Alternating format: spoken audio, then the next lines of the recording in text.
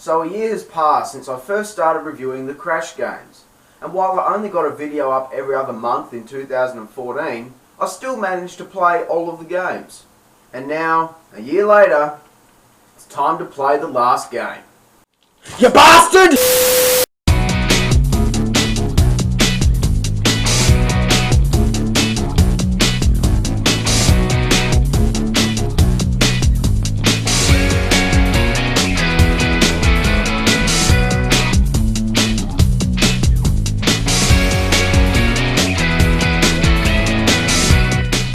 Crash Mind Over Mutant was released in 2008 and was a direct sequel to Titans. Before I get into it, I would like to make a complaint. As someone who's been hit in the balls many times in many different comedic ways, I find this appalling.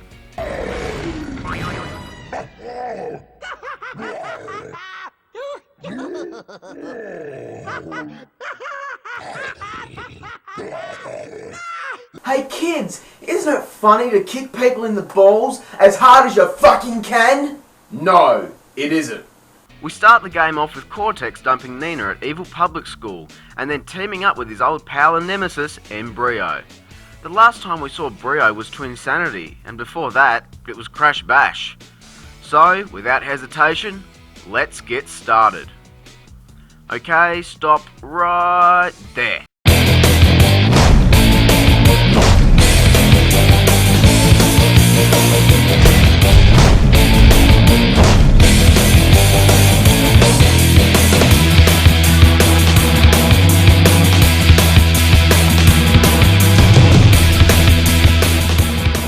Did you know?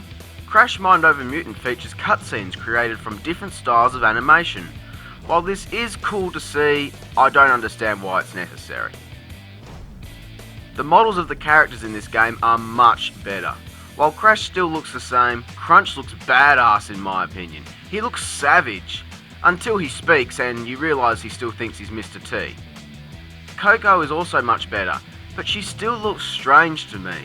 I can't put my finger on it, but something is just off. At least she isn't as annoying as before. This applies to most of the characters.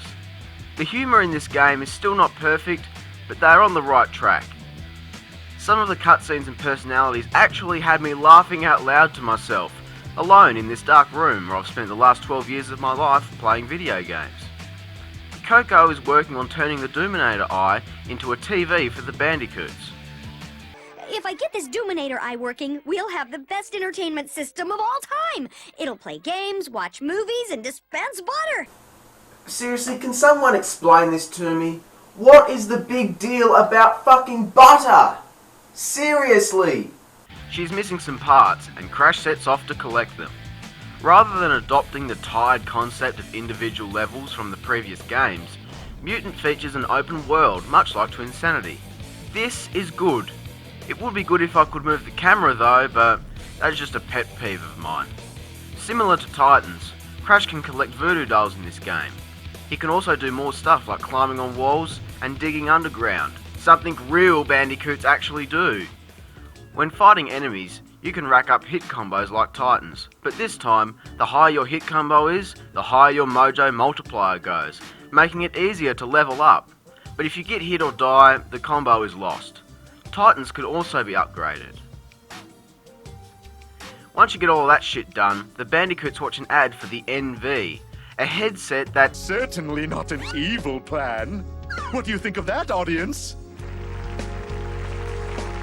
This is where we get our first glimpse of Brio's personality, and I have to say, I'm ecstatic. They didn't fuck Brio up. He's fucking hilarious. He's constantly taking credit for inventing things and is always on the brink of hulking up. I was in the first game! I'm impressed. They've actually done a good job on this game so far.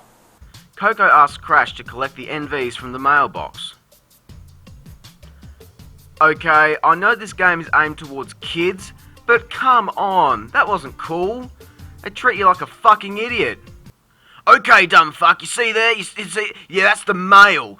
Yeah, and if you look over there, that's you. Get the mail. Well fucking done. You're fucking amazing, you pussy slayer. You're so MLG at this fucking game. Cover your mouth when you sneeze. Crunch don't feel so good. Crunch is gonna get you for that! While Crunch and Coco are using the NVs, Crash and Aku Aku can't get theirs to work. All of a sudden, Engine appears with a band of ratnicians to attack the Bandicoots. Crash and Aku Aku defend Crunch and Coco as they're too preoccupied with the NVs. Crash sets off to find Engine. This is where the game teaches us how to jack and control Titans. Crash can now dodge and counter-attack Titans, and some returning Titans have new moves.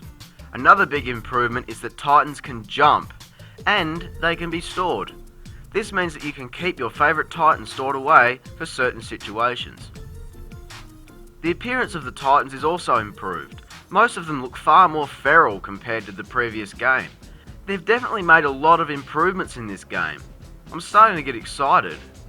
After confronting Engine, we see Crunch and Coco turn into savage Titans due to the NVs. This is a good plot, similar to Entranced. Save your friends from the control of the bad guys. Good.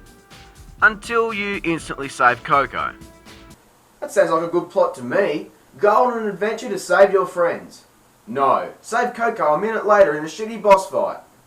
Beautiful! Crunch runs off, or at least tries to, and Coco proposes that we find Nina. She'll help us find Brio and Cortex, because Cortex spanked her and probably did some other unmentionable stuff after the last game.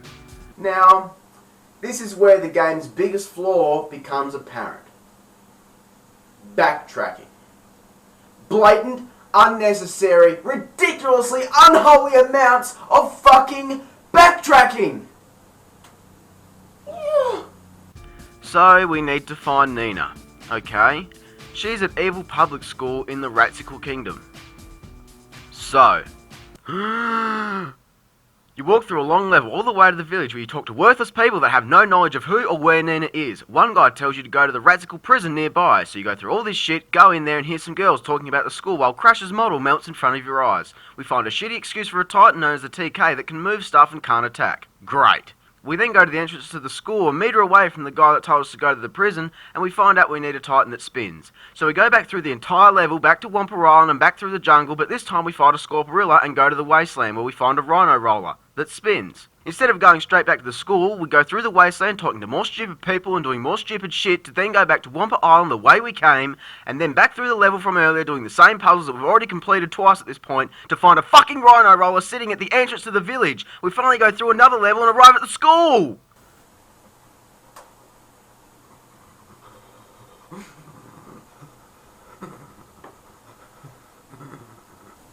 Backtracking! Fucking backtracking! We do some more shit until we find Nina in the school. She agrees to help us if we protect her mad science fair project, among other things.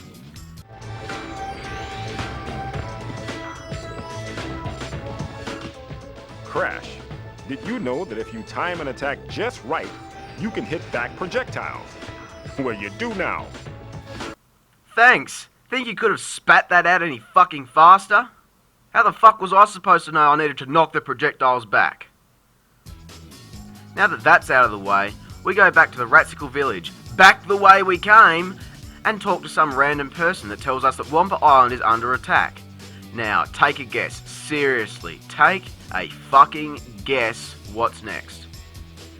Go back through the same level for the 4th fucking time! Which means do the shitty 3D floating puzzle again, back through this puzzle again, and then run past all the enemies because I can't be bothered anymore and go to Wampa Island. If I want to run past the enemies in a beat-em-up game, then game designers... So you get back to Wampa Island to encounter about 50 fucking load screens and cinematic shots. For fuck's sake, you think I wouldn't see this if you just let me walk forward for 2 seconds? There are so many loading screens and cinematic shots in this game. These cinematic shots are made perfect with the lowest draw distance in gaming. While the loading screens aren't long, it doesn't make me feel any better about them when I have to go through 12 of them just to go fucking forward. The music in this game is much the same as Titan's, which is a good thing. So we go back through the jungle again until we find some temple ruins where we need to find and jack a hero spike. Throughout the game, there are hero versions of some titans. These titans have a different appearance and are more powerful. In the Xbox 360 version of this game, the hero titans sometimes have clothes, but this is the PS2 version, so they're only different colours. After we beat the Spike hero, we are fucking teleported to a giant door in the wasteland. I suppose they didn't want too much backtracking in their game, so they just teleport you. Behind this door is a path to the junkyard where Brio and Crunch are hiding. Holy shit, I forgot about Crunch. I've been too busy fucking backtracking!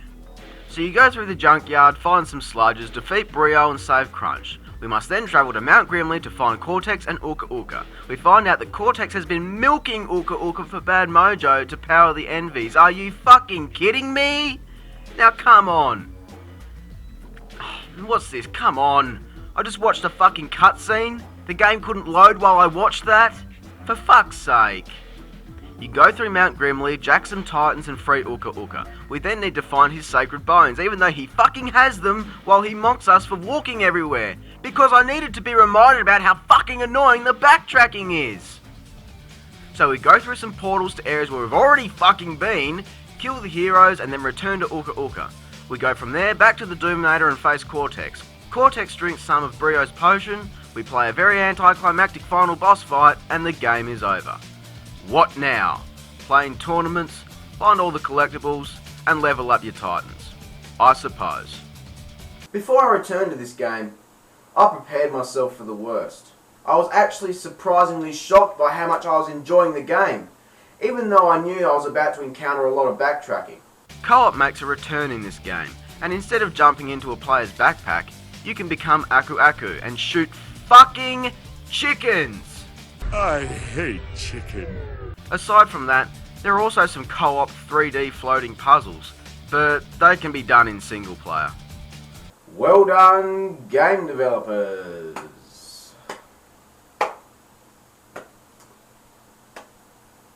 Yeah. The open world was a good idea, but the execution is very poor.